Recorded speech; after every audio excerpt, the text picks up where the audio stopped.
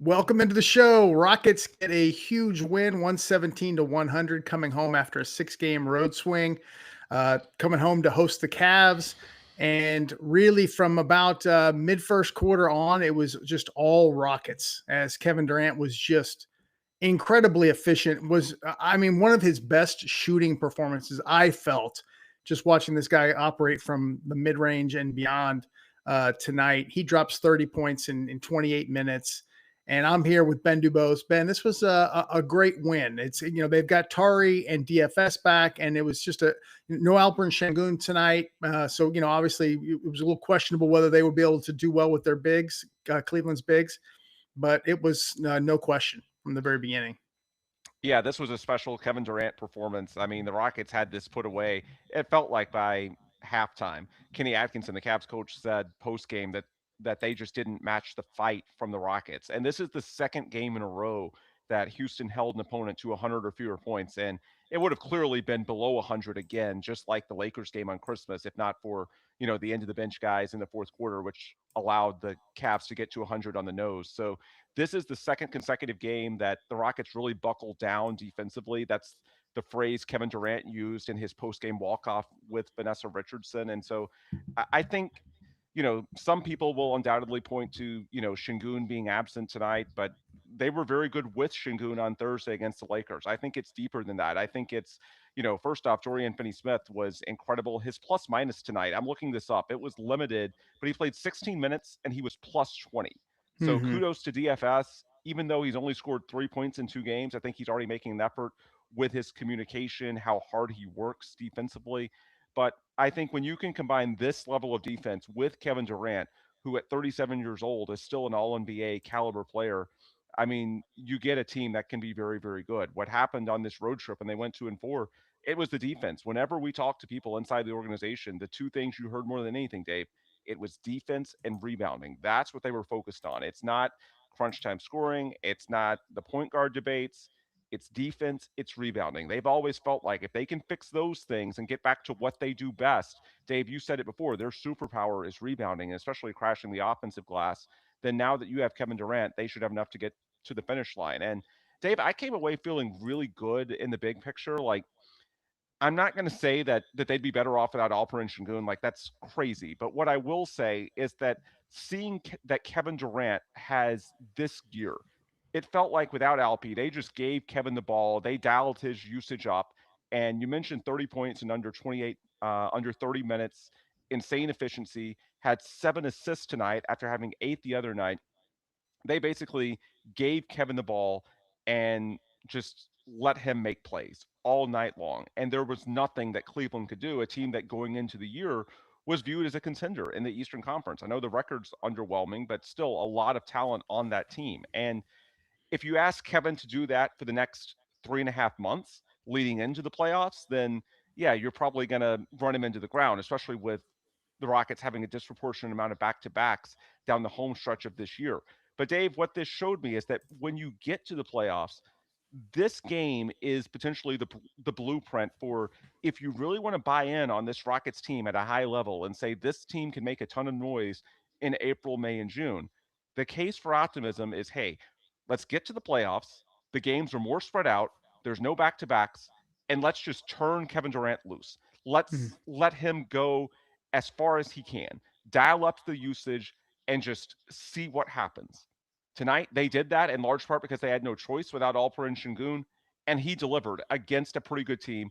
And the Rockets were on fumes. They didn't practice yesterday. They didn't shoot around today, which is pretty rare when they enter a game without a practice the day before. That's coming off the 6-game road trip. And so this team is tired. They were shorthanded.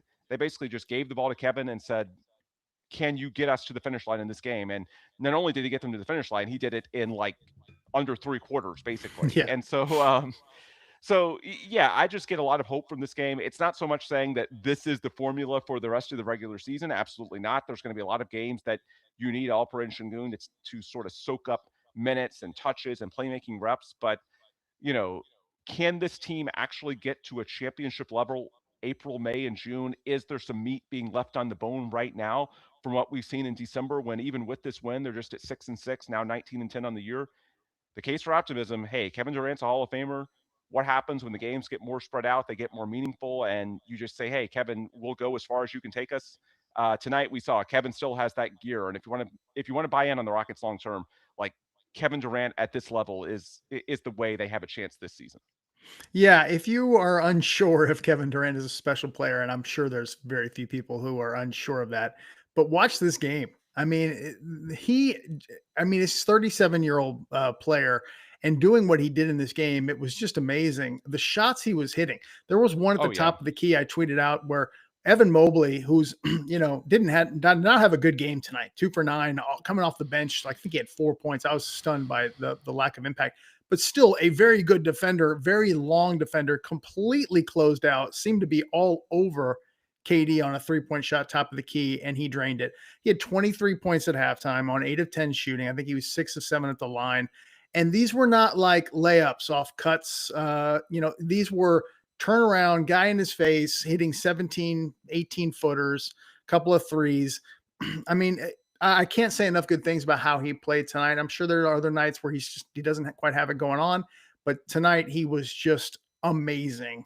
I think that's first and foremost the story tonight, and then obviously the next thing being the defense. But on a night when Shengun's out, for Katie to step up like that, that was huge. They really in the first quarter really built out a lead. It was the second quarter, Ben, where the start of the second quarter, yeah, probably the only stretch I just really hated about this game. Amen and Reed were out there, and obviously, as a matter of fact, Ime addressed the multiple ball handlers and the lead guard and the engines and all that stuff in this post game today. And I'll talk about some of those comments. That was the only stretch I didn't like. Amen had a couple of ugly turnovers. Reed, I thought, made a couple of mistakes, and they gave up. They didn't give up the lead, but I think they got it down to like 2 or 3. The Cavs did, and then really the Rockets took off from there. Really blew it open in the third quarter. But other than that, I thought those guys played well. It's real. I think what they have, and we'll talk more about the game specifically, is they have a lot of good guys that can handle the ball and can create. I don't know if they have the one guy just yet, like that you clearly say that's the dude. I mean, obviously, I believe in giving Amen more chances, Reed more chances.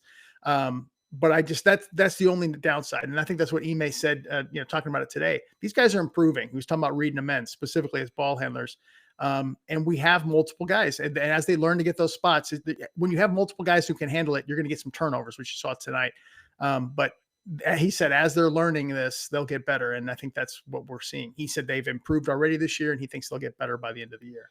yeah. And I thought that early second quarter stretch, it wasn't just that Kevin Durant was on the bench; it was also that Steven Adams was on the bench, and Steven Yeah, was that's a true. plus 26 in 22 minutes tonight, which Dude, is it's crazy. crazy. But I think Shingun and Adams are sort of a stimulus measure in different ways for the young guards. With Shingun, it's because he can be the primary playmaker. He can even bring the ball up the floor and initiate the offense at times. We talked about using him as a point center. And with Steven Adams, it's the screen setting. Clint Capella played hard tonight, but he's not in the league of Alperen Sengun as a playmaker or Steven Adams as a screen setter. And well, I guess Clint Capella is close to Clint on a or close to Steven on a per-minute basis when it comes to the rebounding, but I don't think he's nearly the presence when it comes to what opposing teams have to account for. And so I think, be it Shingun as a playmaker or Steven Adams as a screen setter and offensive rebounder, like those are important stimulus measures to sort of raise the floor when you have two young guards like Amen Thompson, like Reed Sheppard. And so when Shingun's out with the calf, and it wouldn't surprise me, Dave. So Shingun was questionable on Thursday, Christmas night against the Lakers. My guess is that it's a pretty minor injury. They wouldn't have let him play if they had any concerns about this turning into you know what happened with Giannis and like a 4 to 6 week like legitimate strain. I think Hmm. his first time as a young player getting to play on Christmas, they let him play, but he needs a few days. It wouldn't shock me if they sat him Monday as well because there's Thinking sort the of this same. break in the schedule after Monday's game, and that's a bad opponent that even without Shingun, you'd probably be favored against the Pacers. You don't play again until New Year's Day in Brooklyn. So you can basically buy Shingun a full week of rest if you sit him Monday against a 6-win Pacers team that you should win against at home no matter what. So I would lean to this being the same rotation for Monday night against the Pacers. And then when Shingun comes back in Brooklyn, he'll have had a week off and I don't view this as a big deal. I really don't think the Rockets would have let him play on Christmas night if this was something they were worried about. I just think it's something that needs a few days, and they erred on the side of giving him the benefit of the doubt, and he played and played relatively well in Los Angeles. They got a big win on Christmas night, and now you let him heal up on the homestand. But without Sengun as a playmaker and without Steven Adams in those minutes, that's where it gets rougher for the young guys. But they played through it. And then in the second half of the game, some of it's lower leverage minutes, but you look at the final stat line for Reed Sheppard, who was plus 25 in 32 minutes. 18 points, 8 Mm. assists, 40% from three. I mean, at some point the numbers don't lie. This is why you let guys play through it. And we talked offline, Dave. It felt like he was a little over aggressive early in the game, trying to find his way. They let him play through it, and eventually it worked out. And for me, that's what you have to do with young players. You keep trusting them. You keep the leash long. It helps when you have a lead because you can be a little more judicious in the extent of that leash. But tonight's an example of why you don't overreact early. They let Reed play through it, and by the end, he was clearly one of the best non-Kevin Durant players on the floor. Yeah, no, absolutely. Matter of fact, I see some comments in the chat that I think maybe misinterpreting. We were just talking about that second quarter stretch. I thought Reed was really good in this game. I just was talking specifically about Amen and Reed in that early second quarter. And then I noticed, somebody else was saying that not putting enough respect on KD's name. I feel like I'm putting nothing but respect on him. I think he's been terrific this year. I thought he was awesome in this game. So, yeah, I'm not sure where that's coming from. But that was, I think, the big story. Certainly KD's play. Reed was really, really good. But I think defensively, to hold the Cavs to 63 points through three quarters. I mean, they kept using the word on the broadcast, stifling. It really was true. And this was the number one offense in the league last year, the Cavs. I think they're number 9 going into this game. They have definitely had some struggles this year. I think that this is their 5th loss in their last 7 games. And people are disappointed in general with the Cavs, kind of wondering what's going to happen with Donovan Mitchell. But still, it's a capable offense, very good 3-point shooting offense. And Rockets did a terrific job defending them tonight and really blew it open in the third quarter. That's another thing that was noteworthy. They had 10 turnovers in the first half, committed their 11th right out of the gate in the third quarter, had 1 turnover the rest of the third quarter. And matter of fact, they only had 1 more turnover till late in the fourth until they picked up a couple in garbage time. So that was nice that they cleaned that up as well. But to get back to the point of the defense, I thought the broadcast talked about this as well. Their ability, I think, in the playoffs to be able to run this specific lineup, which was, and this is the broadcast talking, DFS, Tari, Jabari, Amen, and KD is interesting. And DFS, as you talked about at the top of the show, Ben, having an impact tonight, plus 20, he's just getting the rust off. Matter of fact, he may specifically use that term, just slowly but surely just getting the rust off. This was a guy who, I don't want to use the word anchored, but I guess I'm going to. He anchored that Lakers defense last year. They were really garbage, without him in that defensive unit. I don't know if he's going to be able to fill Dylan's shoes necessarily, but he's going to have a significant impact for you to be able to throw out there Jabari, Tari, Amen, Okogie, and DFS, and even Reed coming along now defensively. It's nice to see, is what I'll just say. It's nice to see the defense getting back because they've had some really inconsistent stretches this year.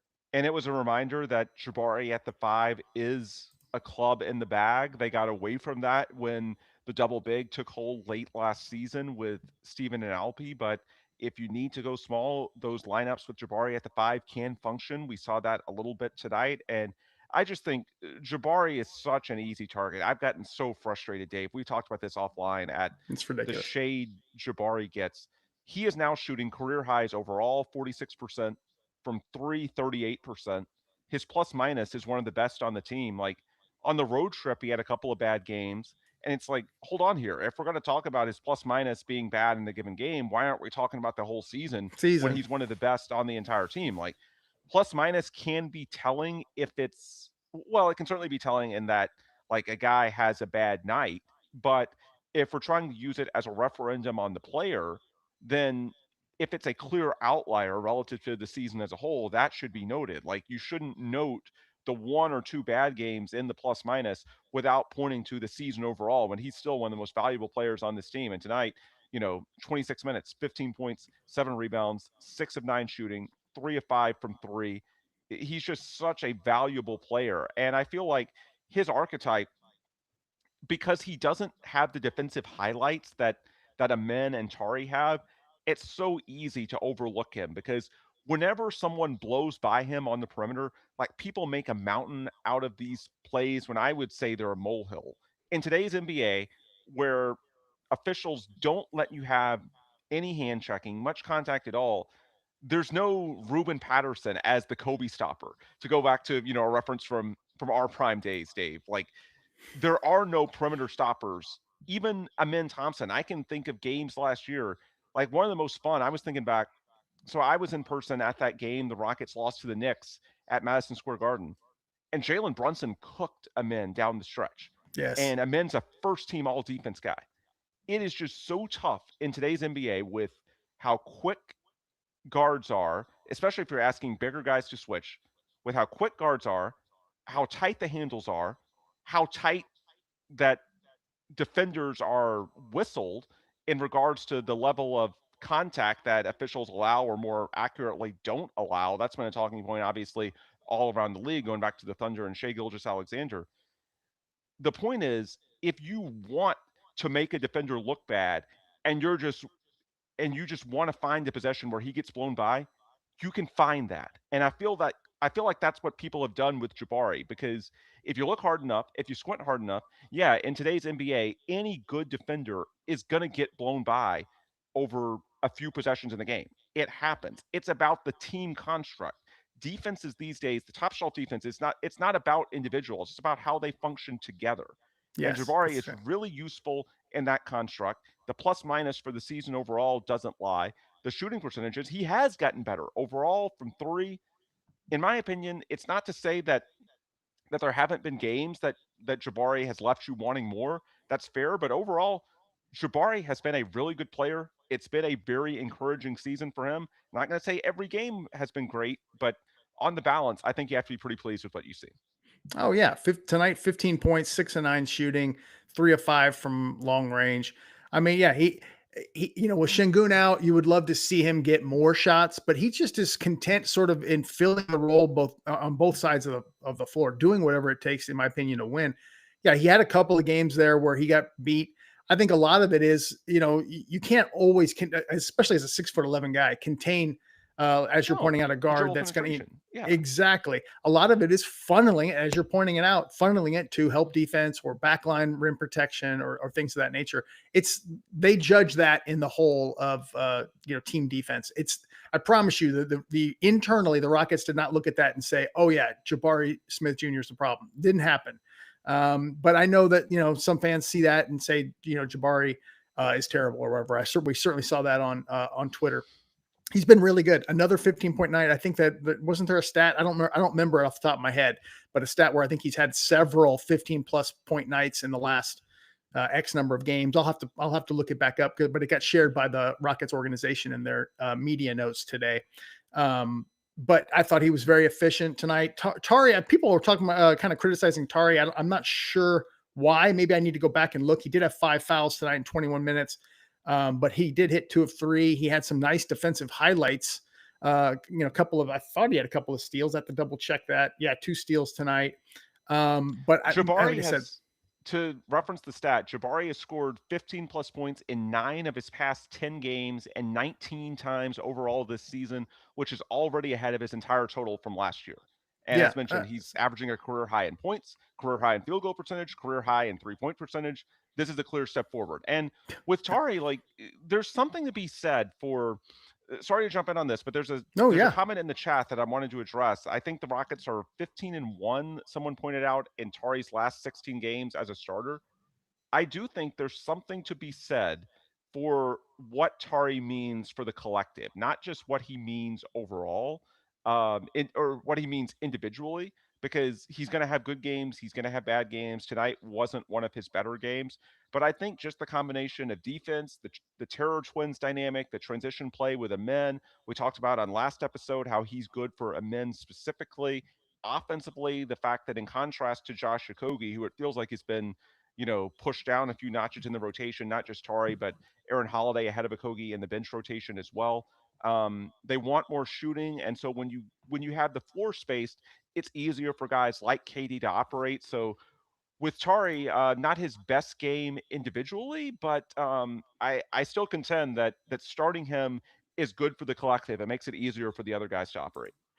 Yeah, and I don't know why some people out there think, Jabari, he's now 38.2% from three, which is way above average. And I guess I'm seeing this narrative that he hasn't improved a lick. I'm not understanding that. Maybe it's because Reed and KD are, I think KD's 44.2% and Reed, I think just jotted down 42.9% from three after tonight. I mean, I'm not sure. The Rockets, matter of fact, have really good shooters the way they're playing right now. Those three, Jabari, KD, Reed, and then Tari, again, knock on wood that this stays going, but he's 2 of 3 tonight, shooting 49% from three on the season, which is really kind of in contrast to the fact that Adams, obviously doesn't shoot at all. Amen is just abysmal. Sorry, I love Amen Thompson, but he's been he made a 3 tonight, but yeah, he did right. He is, and that's something that obviously he has to work on. And Sengun, after the start of the year, where he was like, wow, and all that Eurobasket stuff. I mean, he's won for his last 20 in threes, and I think the last time he made one was in December. And worse than that to me is he's not shooting them anymore. I think he's taken 2 in the last 4 games. I just don't want him to lose his confidence, even if he's missing. I still want him to be able to stretch the floor. But I guess what I'm saying is you've got this contrast of all these defensive wings, and they're actually providing great 3-point shooting. And then you've got 2 or 3 key guys in Amen, Sengun, and Adams who really can't shoot them. I mean, knock on wood, Sengun will get back, but it's an interesting contrast. And before we close out, I want to throw one more shout out to Dorian Finney-Smith, because I think there's been a clear psychological boost. I posted it to my Instagram story. I was in the crowd tonight. The reaction from the bench when DFS hit that first 3, they could not have been more happy for the guy. And I don't know how much you attribute to DFS individually and how much the Rockets as an organization, but I don't think Ime Udoka was lying or just trying to keep us off the trail when he said a few weeks ago that January was the target for DFS. No, I think it got expedited a little bit to Christmas based on what was happening and especially how it was happening this month. We talked about defense and rebounding being where this team has slipped. And DFS is a guy, he's taller, but his profile in terms of what he means defensively, not just individually, but for the team overall, in some ways it's sort of similar to Fred. And so you bring him back. It's not just what he does against his man in single coverage. It's what he means for the collective. And even if it's 15 to 20 minutes, I mean, that's close to half of a game. Those are meaningful minutes. He was plus 20 in his 16 minutes tonight. So I don't know who you give the credit for. It's probably a combination of the individual and the team. But for all we talked about, and deservedly so in December when they were losing to terrible teams about why don't they show more of a sense of urgency? They're falling down the standings in the West. This is a sense of urgency. Like DFS and the team to push the timetable forward and get 2 wins. Like, I know you've got your spreadsheet, Dave, and I don't think you would have assumed that the Lakers and Cavs were both wins. Not that necessarily you should have gone 0-2, but I guess what I'm saying is, the Pelicans and Kings were some terrible losses, but these are some good wins. And the Denver game was a good win as well, but I'm pointing to these 2 because they're the most recent 2 with DFS. And so, if you can stack some wins and you have an opportunity, your next 2 games are against the Pacers and the Nets, and let's get back to 21-10 on New Year's Day. I don't think you're too far off the spreadsheet. And certainly like Ime, the culture, the organization, you give a lot of credit to not getting bogged down by the weight of the losses and things spiraling in recent weeks. But I also give a ton of credit to DFS individually. I just think psychologically that was a huge boost to this team when everything was going against them. They needed to see something go right. To me, DFS returning has been a spark. It came at just the right time. Absolutely. And just on that spreadsheet, I have them currently 1 game behind now. That this at Sacramento and at LAC were both wins that I had, and they lost them both. But then I did have the at Lakers as a loss. This is again how I ranked it at the beginning of the year before any of this stuff played out. They got back within 1, and then I hate to say this, I'm looking at it. I have it 6 straight wins now: Cleveland, Indiana, Brooklyn, Dallas, Phoenix, Portland. So they were supposed to win tonight on the spreadsheet. They can only fall behind if they don't, if they lose any of the next 5 games. But we'll see how this goes. I think there's some others that they can win that I've got on there. And just on another closing note, Sengun, the calf thing. I am just, as you pointed out, always concerned every time I hear calf now, just because of anybody being out. And this was the most important game, the game where I thought, well, Sengun has really done a number on Allen and Mobley lately. I'm sure he wanted to play. I'm sure in other words, I think he would have played this game as opposed to, the others. I'm hoping it's just nothing serious. I don't think it's serious, but I guess what I'm getting at is if it is anything of a concern, I'd like to see him sit the next game and maybe even the next game, just because they are probably the 2 easiest before you get back with Dallas. Brooklyn has picked it up. They're playing better. But if anything, I think you can survive those games. But obviously, I trust the Rockets to do the right decision with that. And by the way, excuse me. Yeah. Steven Adams is plus minus tonight. I mentioned the plus 26, but Steven Adams stats on Twitter had a good post earlier today about reasons you shouldn't be alarmed by Steven's plus minus not being what it usually is in recent games. Folks, Steven Adams is an insanely impactful player. He's why you can mitigate a short-term absence for Alperen Sengun. And that's why, if we're talking about a plus minus in a game or two that isn't in line with the season as a whole, it's why you shouldn't overreact the way I thought some segments of this fan base did with Jabari having a couple of bad games on this road trip. Look, everybody, even Steven Adams, over 82 games, is going to have a few games here or there where it doesn't look good in the plus minus. If it's a bigger trend in the aggregate, then yeah, let's talk about it. But if it's clearly an outlier, Jabari's 22 years old. He's clearly getting better. He has career highs in all of these. Yeah, that's clearly statistical noise. We've seen that the last couple of games with this turning around. And so I think it's just, Steven is a cautionary tale for why, we can point it out when we talk about, an individual game and why the team won or lost. Yeah, that's completely fair. But in terms of overall trends, what it means, there's going to be some statistical noise, and the stuff that was going on this road trip with, I would say, Steven and Jabari specifically was clearly statistical noise. Yeah, and I thought there was one, I jotted this down in the notes, but I forgot to mention this. Jabari had a couple of plays in the first quarter, I believe, where he found Adams down low. Adams had either a layup or whatever, got kind of, fouled, got put to the line. Jabari doesn't get obviously any assist for that. Not that that's that big of a deal, but I just noteworthy that Jabari did it twice on creation opportunities and found Adams down low. He got to the line. He was just 3 of 6 from the line tonight, but his impact, it's insane. And the thing about it is, I'll just close with this too. Reed Sheppard's starting to be that kind of player too. He's out there, and it's not always necessarily because of him, but you look up and he's plus 25 tonight. And I think, a couple of games back, he was the number 1 guy as far as raw total plus minus. I don't think it's that case now. It's just right now the Rockets have a lot of depth going on with DFS and Tari back. So it's great to see this. The defense looks good. Hopefully they'll get Sengun back here shortly. Anything else you want to say, Ben, before we close up? Nope. I think you hit the nail on the head with Sengun. You can be cautious with this. I think, it's nothing major, or they wouldn't have let him play on Christmas after he was previously listed as questionable. I think they let him, Lakers in LA, LeBron and Luka, first time playing on Christmas. I think you combine this game with the Pacers on Monday, you can give him a full week's worth of rest and let it heal up. I don't think it's a big deal. I think this is just them being, conservative at a friendly point in the schedule where finally they can be, and hopefully, you give him that week off and he comes back in a week and it's like it never happened. That's my hope, and I think it's a reasonable expectation.